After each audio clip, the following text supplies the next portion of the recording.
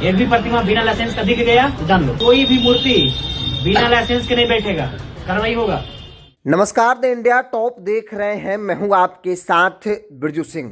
बिहार में पूजा करने के लिए लाइसेंस राज की शुरुआत की जा रही है। यहां पूजा के लिए अब लाइसेंस लेना जरूरी हो गया है।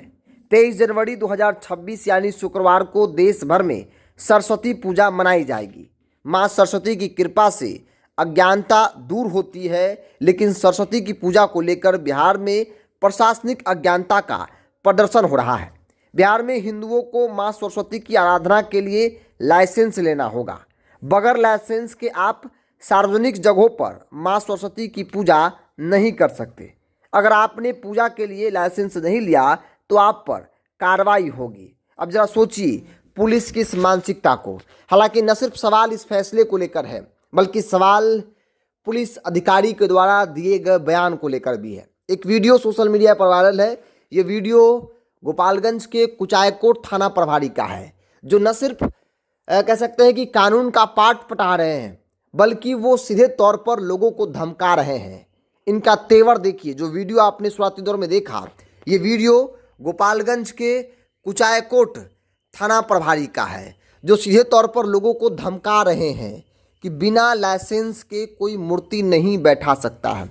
फ्रेंडली पुलिस की बात की जाती है। सम्राट चौधरी कहते हैं, जो हमारे राज्य के गृह मंत्री हैं, कि बिहार की पुलिस किसी भी आम पब्लिक से, किसी भी व्यक्ति से अभद्रता पूर्वक बात नहीं करेगा, शब्दों की मर्यादा में रहेगा, संयम रहेगा। मतलब कि कुछ ऐसा नहीं बोलेगा कि लोगों को उन बातों से दिक्कत हो या फिर डर भय या फिर उनको लगे कि भाई उनके साथ मिसबिहेव किया जा रहा है। लेकिन गोपालगंज के कुचायकोट थाना प्रभारी का जो वीडियो, जो तेवर है, वो तो साफ संदेश है कि वो धमकी दे रहे हैं। सवाल इस फैसले को लेकर भी है कि हिंदुओं के त्यौहार पर इस तरीके से पाबंदी लगाई जा रही है, वो भी भारतीय जनता पार्टी के सरकार में। पुलिस फरमान सुना रही है। गृह विभाग किसके पास है? सम्राट चौधरी के पास।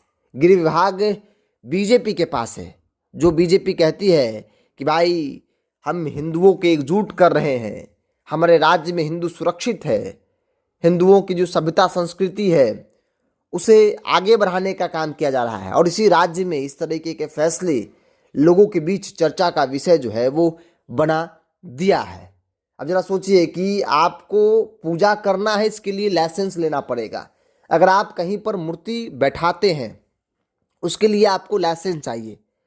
सरस्वती पूजा के वक्त ऐसा कोई दूसरे धर्म का त्यौहार भी नहीं है जिससे यह शंका जताई जाए कि भाई दो लोग टकरा जाएंगे, दो धार्मिक टकरा जाएंगे, कुछ अनहोनी हो जाएगा। ऐसी भी कोई बात नहीं है। बावजूद भी इस तरीके के फैसले सवालों को खड़ा करता है। और सवाल तो तब खड़ा करता है जब गोपालगंज के कुचायकोट थाना प्रभारी का बयान वायरल होता है, जिसमें वो लोगों को, या यूँ कहें कि हिंदुओं को, वो सीधे तौर पर धमकी दे रहे हैं कि कोई भी बिना लाइसेंस के मूर्ति विसर्जन नहीं करेगा। उनका तेवर पर ध्यान दीजिएगा, क्या तेवर है।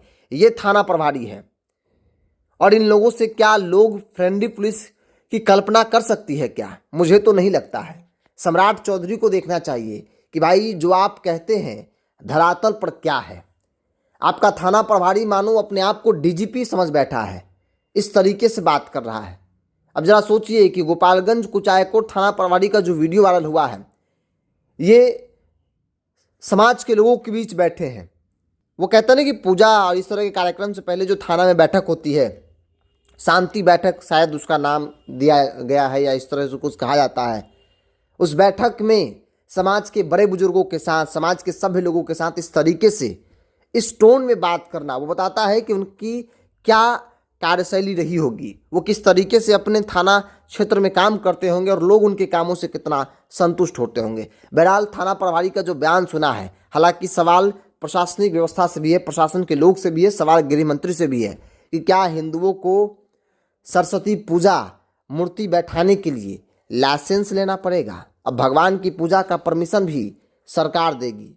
सरकार परमिशन नहीं दी तो आप पूजा नहीं कीजिएगा।